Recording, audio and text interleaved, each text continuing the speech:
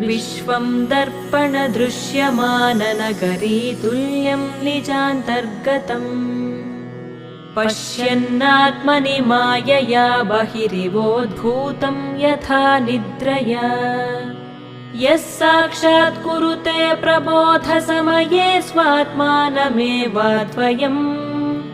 तस्मै श्रीगुरुमूर्तये नम इदं श्रीदक्षिणामूर्तये तस्मै श्रीगुरुमूर्तये नम इदं श्रीदक्षिणामूर्तये बीजस्यान्तरिवाङ्कुरो जगदिदं प्राङ्निर्विकल्पं पुनः मायाकल्पितदेशकालकलना वैचित्र्यचित्रीकृतम्